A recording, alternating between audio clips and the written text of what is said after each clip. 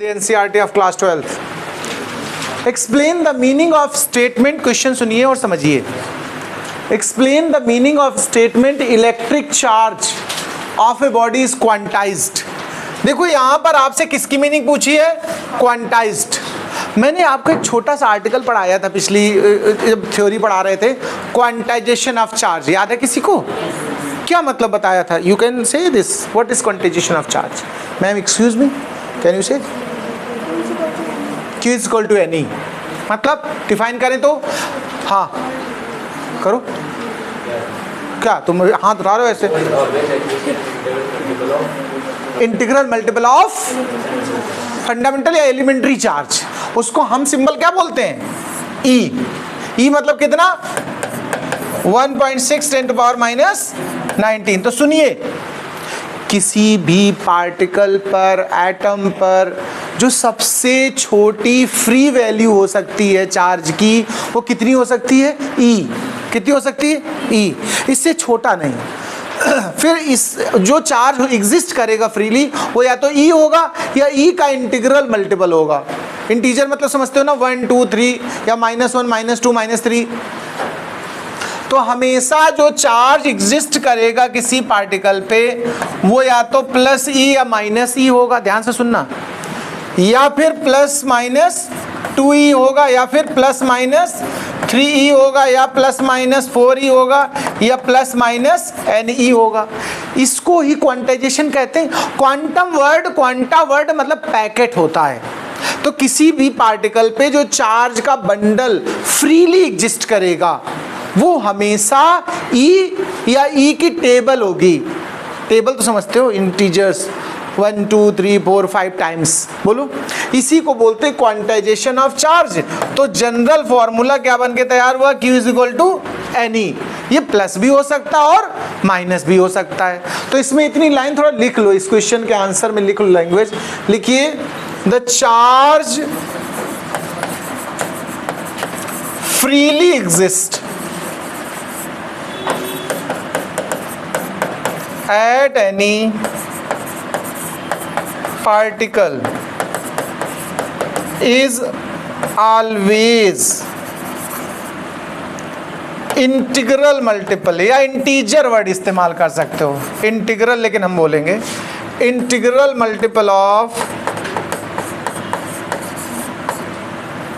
E.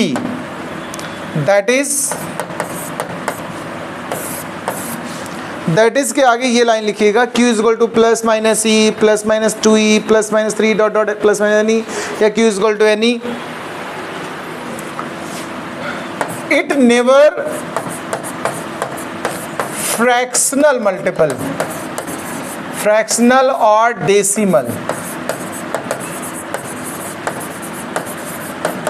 Multiple of E. यानी charge कभी भी ऐसा नहीं होगा. देखो, इक्वल करके काट दो.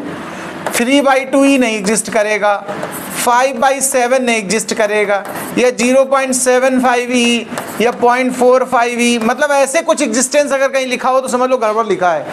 ना फ्रैक्शन होगा ऐसा वाला, और ना ही डेसिमल फ्रैक्शन होगा. ये चीज़ इम्पॉसिबल है. हमेशा ऐसा रिजल्ट आएगा.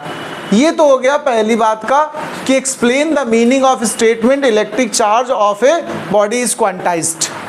सेकेंड पार्ट बी पे आते हैं. Why can one ignore quantization of electric charge when dealing with macroscopic. Macroscope, देखिए दो वर्ड होते हैं, एक माइक्रोस्कोप और एक होता है मैक्रोस्कोप. दोनों एक दूसरे के रेसिप्रोकल या अपोजिट हैं. माइक्रो मतलब होता है वेरी स्मॉल. क्या होता है? अगर माइक्रो वर्ड यूज करते हो, माइक्रोस्कोप, माइक्रो ऑर्गेनिज्म, ऐसे बहुत चीजें माइक्रो यूज की होंगी आप लोगों ने. और अगर मैक्रो है तो मतलब वेरी लार्ज. यहां पर क्वेश्चन हमसे पूछ रहा मैक्रो के बारे में. किसके बारे में कह रहा है? जब मैक्रोस्कोपिक डीलिंग करते हैं, बहुत बड़े चार्ज की बात करते हैं, तब हम लोग इस बात पे ध्यान ही नहीं देते हैं कि हमेशा E का मल्टीप्लायर होना चाहिए. तो जब बहुत बड़ी, ध्यान रखिएगा, गोस्वामी तुलसीदास जी ने इसी पे चौपाई लिखी, इसी क्वेश्चन पे. उन्होंने कहा समरथ को नहीं दोस्त गोसाई. सुना? नहीं सुना? जो समर्थ व्यक्ति होता है वो कुछ भी करे उसके ऊपर दोष नहीं लगता है। दोषी हमेशा कौन रहता है? जो कमज़ोर होता है, उसी को दुनिया भर के मतलब इंडिकेशन या बाउंडेशंस होते हैं। तो समर्थ व्यक्ति के लिए दोष नहीं, मतलब ये बहुत बड़ी अमाउंट हो गई ना, तो वहाँ पर ये क्वांटाइजेशन कंसीडर नहीं करते हैं। रीज़न क्या है? एक्चुअली में जब लार्ज अमाउंट पे डीलिंग कर रहे होते हैं ना, तो चार्ज को एक लाइन जैसा इमेजिन कर लिया जाता है कि ये ऐसे लगातार बढ़ता जा रहा है। कंटिन्यूअस डिस्ट्रीब्यूशन उसको बोलते हैं। क्या बोलते हैं? कंटिन्यूअस। तो इसलिए वो कुछ भी वैल्यू ली जा सकती है। प्रैक्टिकली वो गलत है, प्रैक्टिकली यही होगा, लेकिन इतना बड़ा अमाउंट है उस सामने, उस फ्रैक्शन की वैल्यू, जो फ्रैक्शनल पार्ट उसमें एडिशन में है वो निग्लेजिबल रहेगा, इसलिए उसको हम अवॉइड कर देते हैं। तो इसको कुछ इस तरीके से लिखेंगे। इस सेकेंड पार्ट के एक्सप्लेनेशन को लिख रहा हूं मैं, ये बी पार्ट को एक्सप्लेन कर रहा हूं। तो लिखिए, when we deal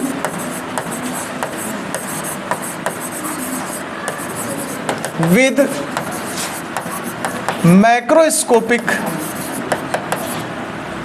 distribution of charge,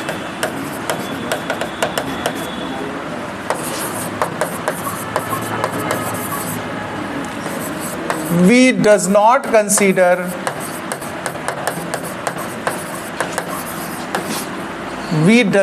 consider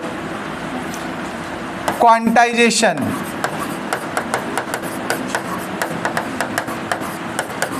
concept of charge, because for macroscopic charge distribution considered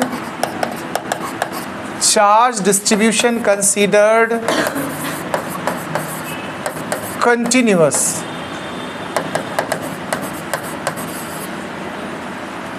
that is fractional part negligible,